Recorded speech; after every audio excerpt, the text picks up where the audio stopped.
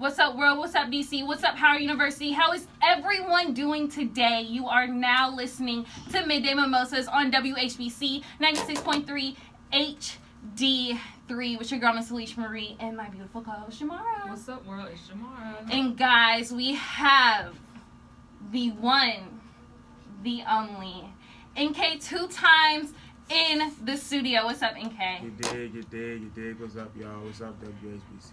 Okay, if I can give just a little introduction of Inkay. See, so I was really introduced to his music this summer, y'all, right? And I'm really critical of music. I really am. But when I heard Inkay's music, I knew. I was like, okay, this one right here, we might have something there. So I'm so happy that we finally got you in the studio to have this interview so we can talk and just learn more about you. Thank you. I'm glad that y'all having me, came here to do this. I'm excited, grateful opportunity. So, thank y'all for having me, for real. I appreciate it. Yeah, no problem. So first, I did a little introduction, but can you introduce yourself for the people who don't know who Inkay2x is? So, I'm Inkay2x, Inkay2x. I'm a superstar, and, I make music, that's my form of artistic expression, what I want to give off to the world. So that's me, Okay, how did you get your start? How did you decide that music was what you wanted to do? So I've been involved in music since I was a kid. Ever since I was a child, mom took me to piano lessons. Dad was always playing music when we was in the car. I was in the choir when I was little. I had done also stuff like band, jazz. I had always been in music, but it was hobbies. It wasn't serious, or professional. Mm-hmm. My sister, she been wanted to do music. She been doing music forever. So she knew that she wanted to do it for real for a break. But for me, I was I don't know if I just ain't. But I want to say, in April, me and my friends, we was at my man's house and we was just we was just chilling and vibing and stuff. And then they was just why don't you just take music seriously? Just try and give it a shot and see where it go. And ever since then, I've just been going crazy, 110%, just making music. So who would you say might be some of your musical influences? So who do you think might influence you when you make a song, or just in general? So you want current or a little older? All right, so I would say as far as big, a little older. He catching a lot of smoke right now, but Kanye West, take a lot of musical inspiration from Kanye. Pharrell Williams, Pharrell's also very dope, great dude. More a little recently, I would say Travis Scott, and Lil Uzi Vert, take a lot from him as well. So do you think being from Maryland, PG County, do you think that influenced your sound at all? A lot of people, when they hear my music, they can't tell that I'm from here. They'll be like, hey bro, where you from? And they'll be like, oh, I never would have guessed that. But even the way I talk and the way I act and my demeanor, and it's not that I don't like my hometown culture. I think I emulate it well. People really don't know unless I use some slang. I say kill or mo or jive. People really don't know that I'm from here. I don't know how to take that, but I love PG, so. Okay, now In Two Pieces is definitely one of your most prominent songs. What is the influence behind that track? What's the influence behind that track?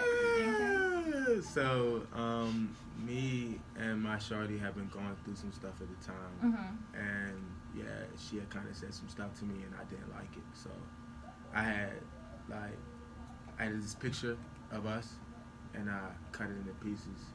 2 pieces actually, and I use that for the cover art. And it's a song I recorded just off of feelings. Everybody go through the feelings of feeling they don't need anybody, or just I always make music about my emotions and feelings at the time. So of course you feel that way before, but as far as me pushing that song, that's what I really felt at the moment. And I want music to always be authentic, and that's really how I was feeling.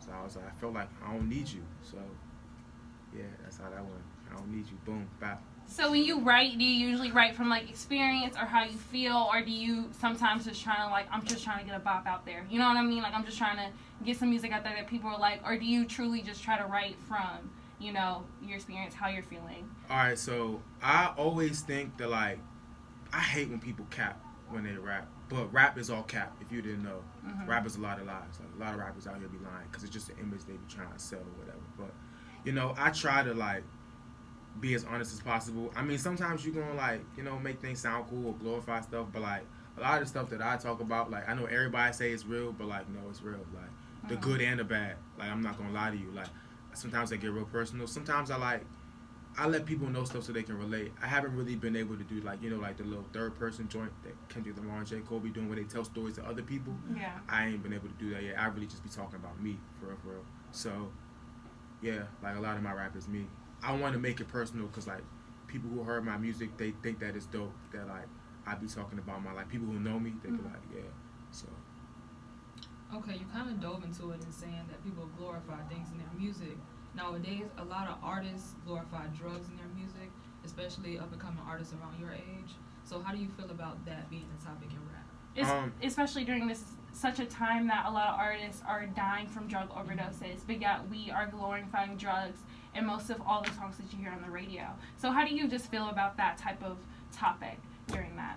First, I would like to say rest in peace to Fredo Santana and rest in peace to Lil Peep, two very talented hip hop artists that, you know, unfortunately passed away.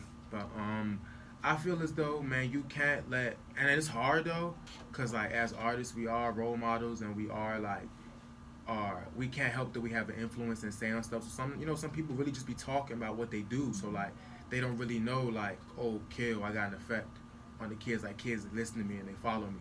Like I can't say that I haven't been there before, but like it really just take knowing as an artist, knowing that like you got to be honest, but at the same time you got to know the influence and the power that you have, and like kids not gonna get it all the time. Like they're really just not gonna get, oh yeah, they're like, oh he grown, or like he an adult, or like, you know, I just can't do this, because you know you can't look to these artists for advice, but artists also gotta know that you can't just like you can't just say anything and then expect people not to follow you, because you know you got fans out there that listen.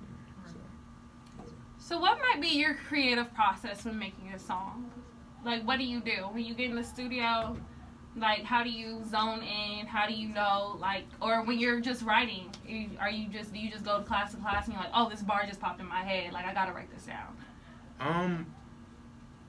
So I really like just listen to a beat and then make a song, and you probably like, what?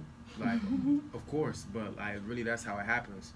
This might sound crazy, but I like to be like in my feelings when I make music. I feel like I make the best, whether I'm frustrated, whether I'm depressed.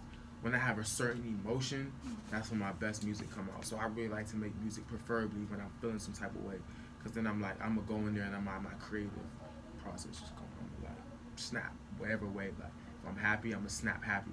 If I'm mad, I'm gonna really snap. Like I'm a black, so you know what I'm saying, like. Yeah. Okay, so when people see you, something that really, I guess you could say, pops out is the way you dress. Of course, from your hair to the clothes you wear. So describe your personal style and what influences it. Let me go first of all to say my favorite brand is Brian Lewin. He's a designer here at Howard University, and his clothes are dope. He makes a lot of my clothes, and I just love like the cuts, the way it's clothes. He's a soul designer, so like, I really like a lot of those clothes. But as far as my personal style, I feel like style is also an extension of art. So like your personal expression. So like a lot of people, they wouldn't wear the clothes that I wear or wouldn't like the clothes that I wear. But it's like my personal style and my expression. Like I like my clothes cut. You know what I'm saying? Like I like my clothes sometimes too baggy. I like them sometimes. I like them real tight. It just depends on like how I want to express myself that day. So like my style is a lot of black. I like a lot of black.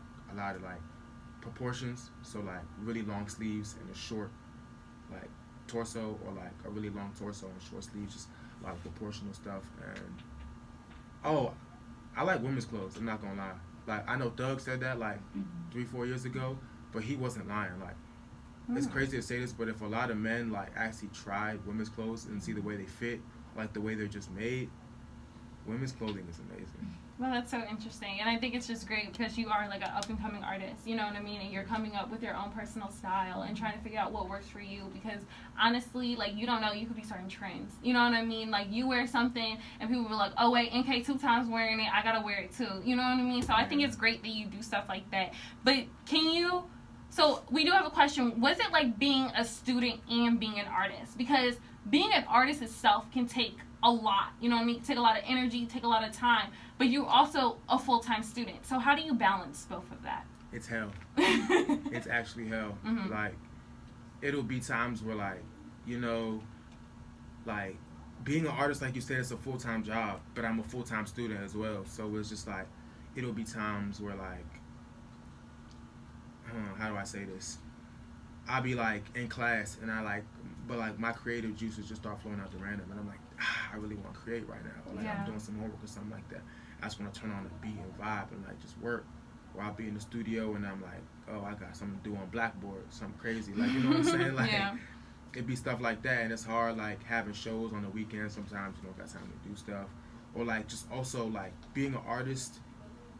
Like people just think that they could just make a couple of songs like a day or two, and you know put something together, and it's like, oh yeah, I'm an artist. Like nah, like it's a 24/7 everything about your being. Like the songwriting process is constant, 24/7. Like you don't know, but your daily activities and your daily what you go throughout your day, it's helping you create your next song. Because if song is all about self-expression and you being yourself, everything you do in your day is fueling your next song.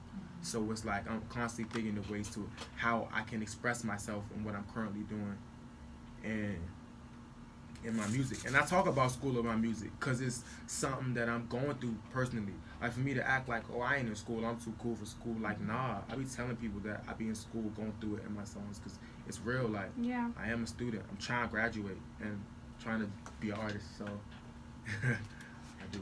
Well, speaking of Howard, what is your thoughts on, I guess, the culture of rappers from Howard and the support you all get from the students? And be honest. Yeah. I don't know. Like, today I actually had somebody come up to me because I had a performance at Who for Hope on Saturday, and it was great. Thank KB, Jess, and everybody for the opportunity to perform. But somebody came up to me and she was like, oh yeah, I seen you at Who for Hope. Like, you did a great job. Like, that was cool. And I was like, thank you. Like, I would say that the support is out there, but you gotta go get it. You gotta go get the support. Like, and it's not gonna be handed to you. Like, if you want people to really know who you are and support you, first of all, you gotta put out dope and great content, and you gotta get yourself out there on that platform. Like, I plan to do more things this year to get my name out there and like a platform. So like, this is one of them. So like, if you didn't know who I was, I'm gonna make sure you know who I am. Like, I'm not gonna give my philosophies. I'm not gonna give you the chance to sleep on me. You gonna know who I am and you gonna respect my art. So, I feel like the support, like, I ain't experienced no haters. If I have haters, they quiet. They mighty quiet because I haven't experienced any haters. But like, I feel like from the student body, everybody who know my music support me. Like, they know my songs. Like, my first show, I didn't even know that many people knew my music, but like, it was great. So I like it.